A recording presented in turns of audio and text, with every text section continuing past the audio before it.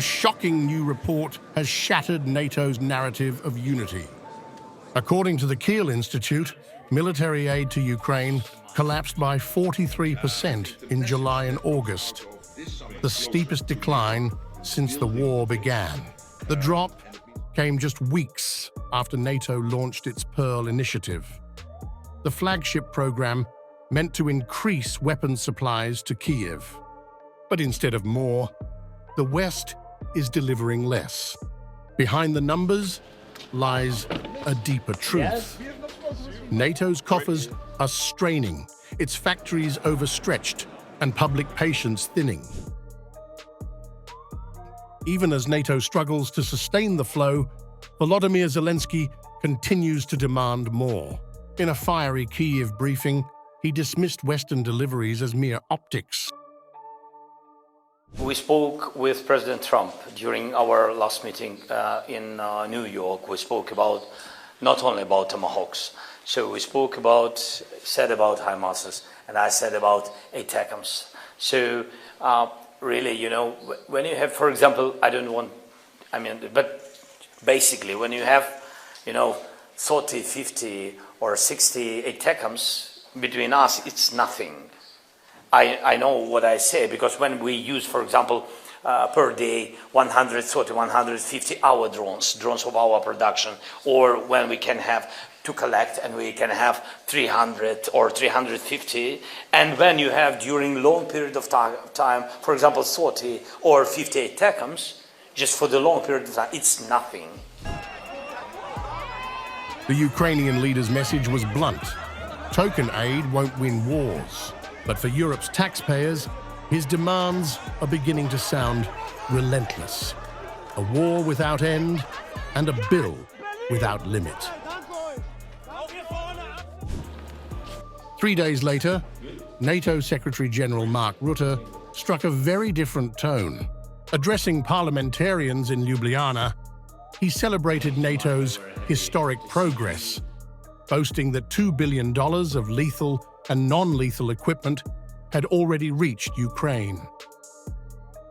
And since the summit, NATO has launched a new initiative to support Ukraine, the Prioritized Ukraine Requirement List, or PERL. And this is supplying essential lethal and non-lethal military equipment that only the US can provide to Ukraine, paid for by allies. $2 billion of equipment so far has moved in this way. It is not only keeping Ukraine in the fight, it is saving lives. And this is just in the first 2 months of PERL. More will follow soon, and we must keep up the tempo. But within 24 hours, the Kiel report exposed that very claim. There was no tempo to keep. Rutte's optimism now sounds detached from the battlefield, where Kyiv's pleas grow louder and NATO's deliveries grow smaller. The figures tell a grim story. Germany, the Netherlands, Sweden, Norway, all pledged hundreds of millions under PURL. Yet output hasn't matched the promises. Factories are clogged, budgets overstretched, and governments face voters weary of war. Analysts say the alliance's new 5% GDP defense goal is politically toxic when ordinary Europeans are battling inflation. The message from Brussels to Kyiv is increasingly cautious. The money is not infinite. Zelensky, however, shows no signs of slowing down. He publicly called on the UK's Keir Starmer to join PERL, saying it would be a good signal. And he pressed for more air defense systems, more long-range weapons, more of everything. At one point, he even turned to Washington and to Donald Trump as the only leader capable of forcing Vladimir Putin to stop. You know, I'm trying my best. I'm very open with President Trump, and I think you saw it. Yes, I'm not finding some specific diplomatic way how to speak, and I really count on his pressure, because he has this power. He has this power, pressure on Putin. pressure on Putin not to attack us by missiles, not to attack us by drones. And you see, I think that President Trump has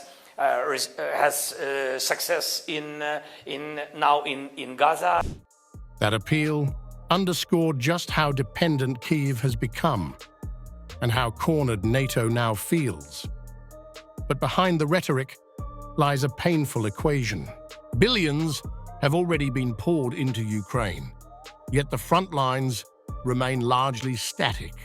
NATO's defense industries are racing to restock their own arsenals while still feeding Kyiv's.